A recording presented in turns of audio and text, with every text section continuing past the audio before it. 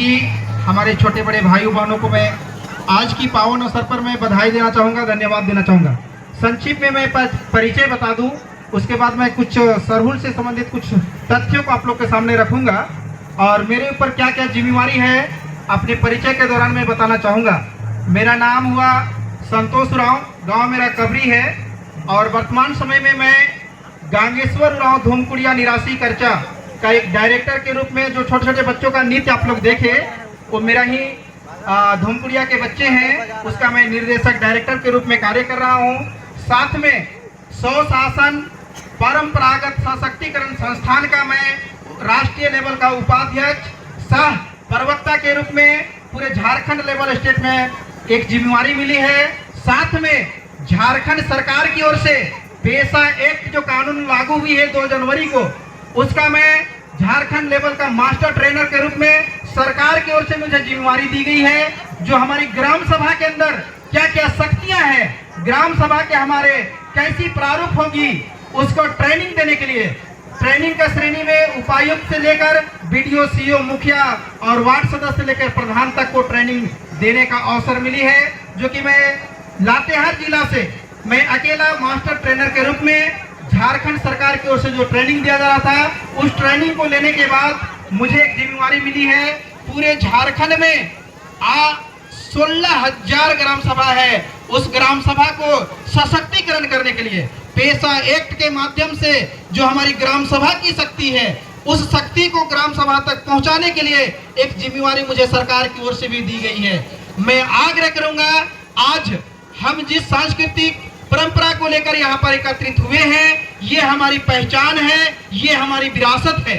आज हम अपने पहचान को इसी सांस्कृतिक के रूप में देख पाते हैं। मैं बता दूं, ये सरहुल जो हमारे पूर्वजों ने चैत तृतीया में ही क्यों मनाया, इसका मूल उद्देश्य क्या है, इस प्राकृतिक त्योहार का महत्व क्या है, संक्षिप्त में मैं, चूंकि समय कम है, कम समय में मैं बताना चाहूंगा। ये चैत तृतीया में इस त्योहार को मनाने का मूल उद्देश्य जो है, चैत जो महीना होती है ना, आदिवासियों का नया साल होता है।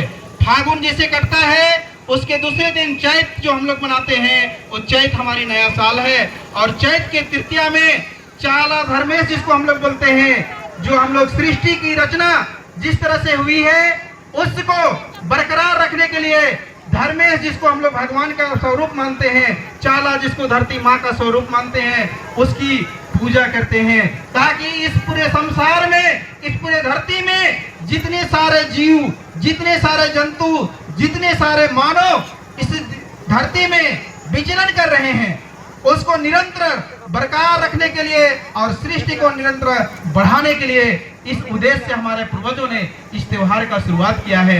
इस त्योहार का बहुत बड़ा मूल उद्देश्य है, उस उद्देश्य के साथ हमारी संस्कृति जुड़ी हुई है, हमारी परंपरा जुड़ी हुई है और यही संस्कृति, यही परंपरा आदिवासियों का पहचान दिलाती है।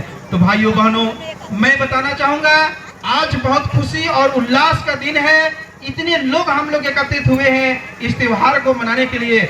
आज इस त्योहार को जैसे यहाँ पर सरजू प्रखंड बनती है, वैसे ही शुरुआत किया गया। मैं धन्यवाद देना चाहूंगा इस पूरे कमेटी के उन तमाम भाइयों को जो अपने संस्कृति को बचाने के लिए इतना बड़ा पहल और इतना बड़ा प्रयास हुई है। मैं ऐसा मुझे सोचने में आता है कि आज हमारी संस्कृति की स्थिति लगभग लुप्त की स्थिति में है, लेकिन हम अपना परिचय अभी दिए हैं कि हम जिंदा हैं, हमारी संस्कृति जिंदा है, हमारी भाषा जिंदा है, हमारी भाषा जिंदा है, हमारी विरासत जिंदा है, हम आदिवासियों का कुल जिंदा है। आज परिचय के लिए हम मोहताज नहीं हैं, क्योंकि हमारे पूर्वजों ने कहा था, आज ओकना दिम एकना दिम तोकना कट्ठा दिम डंडी, यानी चलना ही नित्य है, बोलना ही गीत्य है। इस तरह से हमारे पूर्वजों का सिद्धांत है। और एक बात उन्होंने कहा था, ओकोर ना खक्कोर कुद्दोर ना बेदोर। अभी हमारे एक बड़े भाई बोल रहे थे, तो भाई रो ओकना पढ़ो ना मन खक्खागे और कुद्दना पढ़ो ना मन बेदागे, यानी हम लोग जब तक नहीं बैठेंगे तब तक नहीं पाएंगे, जब तक नहीं घूमेंगे तब तक नहीं खोज पाएंगे। तो इसके लिए हम लोग को ऐसे बैठना होगा और कुछ कुछ विचारों को सुनना होगा, समझना होगा, जानना होगा। आज हम लोग इस त्योहार को क्यों मना रहे हैं, इसका मूल उद्देश्य को भी जानना होगा, और नहीं जानते हैं वैसे जगह में बताने की जरूरत पड़ेगा।